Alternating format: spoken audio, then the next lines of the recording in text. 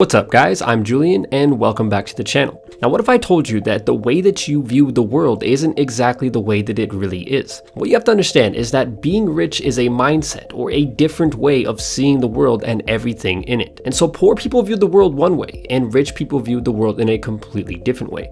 For example, imagine the stock market takes a huge plunge.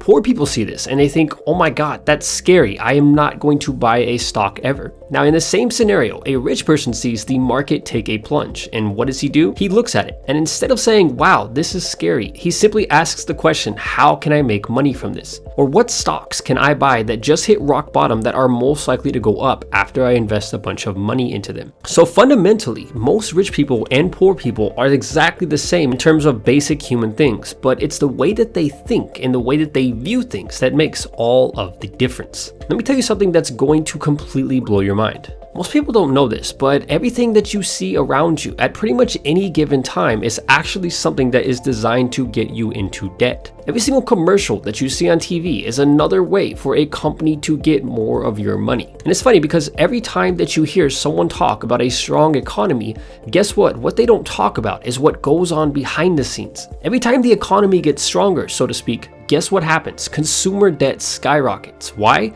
Because the moment quote unquote poor people get any extra money, they immediately acquire more debt. American credit card debt is nearing $1 trillion in total, and if you've ever read the fine print on a credit card contract, then guess what? You'll probably see an interest rate somewhere between 20 and 29%. And credit card debt is without a doubt the worst possible debt that you can have because the interest is astronomical. Now the problem is that poor people have an insatiable need to endlessly acquire more and more bad debt. Think about this. A poor person sees a commercial for a sale on cars and thinks to himself, wow, look at this great deal I can get on this new Mustang, not realizing that it's simply a trap to get him enslaved into another pile of debt. Now on the flip side, a rich person sees this same exact commercial and thinks to himself, wow, no thanks, I don't need any more bad debt. Right now, I personally have $50,000 of available credit across my credit cards, but my total balance for all of these cards is something like $500. And that $500 is actually on a credit card that has a 0% APR or interest rate for the next year and a half. And when that 0% APR offer runs out, I will just apply for another credit card that has another 0% APR so that I can continue to have excellent credit while never having to actually pay any interest to the credit card companies. In this particular scenario, I actually have credit card companies paying me to use their products instead of the other way around. Everywhere that you look, there is some company that is trying to get people to take on more debt. And although it's smart for their business, it is a terrible idea for the average consumer. These days, you can finance anything.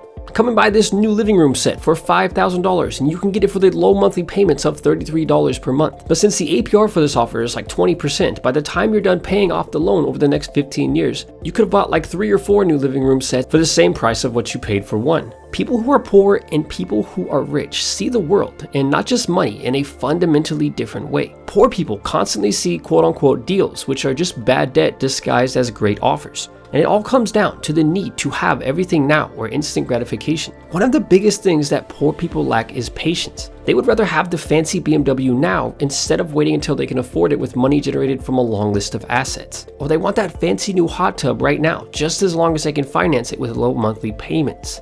They don't care that over time, they'll end up paying 2 to 3 times what the hot tub is actually worth, because all they can think about is all the cool parties that they'll be able to throw in their backyard with their new hot tub. So why do poor people stay poor? What is it about them that makes them so much different than the average rich person? And a lot of people think that wealthy people are from like some other planet, as weird as that sounds, and it's actually a thing. Not realizing that it's really just a matter of perspective. You can have 2 people who grew up in the same exact area with these same exact opportunities, and one of them will end up incredibly wealthy while the other will die with only a few pennies in his bank account. So what's the difference? The difference is simply a matter of perspective or how they view the world and everything inside of it. Now, one of the biggest things that completely changed my life and allowed me to forever exit the poor people mindset was simply looking at things and thinking to myself, how can I turn this into money? But even more importantly than that, it was thinking about everything that I do in terms of, is this going to cost me money or is this going to make me money? If you want to make a lot of money and keep it and then use that money to make even more money, you really have to change your perspective to view the world in this way. Sure, I would love to go out and buy a brand new Lamborghini right now, but what is that going to cost me? Now trust me, if there was a way that I could get this extremely cool car without it costing me a lot of money, or a way that buying one could actually make me money, then I would definitely get it. But at this current time, all of the ideas that I have come up with will end up costing me a lot of money rather than making me money, so I simply haven't done it.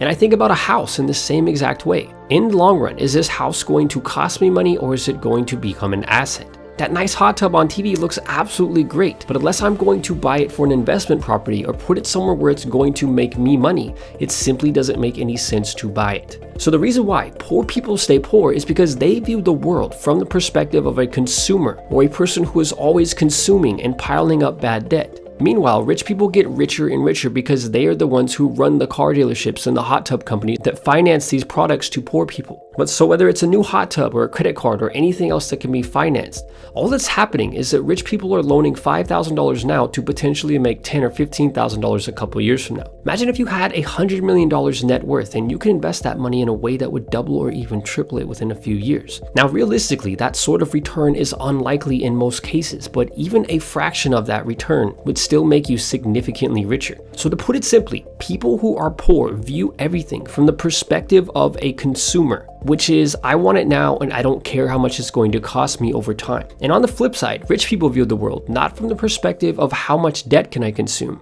but from the perspective of how much money can I create, or how much money can this product or opportunity create me? Or in other words, how can I take this opportunity or this thing and force it to make money for me? Or how can I take the money that I have and use it to make even more money in the most efficient way possible? It's really that simple. Now, I'm not going to sit here and say that getting rich is easy, but it's definitely a lot easier once you start viewing things from a better perspective. The best chess players in the world don't view the game from the perspective of a single move, but instead, they look at it from the angle of how can I move this piece to make the other guy move that piece and that other piece so that I can end up getting a checkmate in the end. And the moment that you change your perspective, you can avoid 99% of the traps out there that keep poor people poor and instead start winning at life. And with that said, I'm Julian. This is Business Secrets, and until next time, thank you guys so much for watching.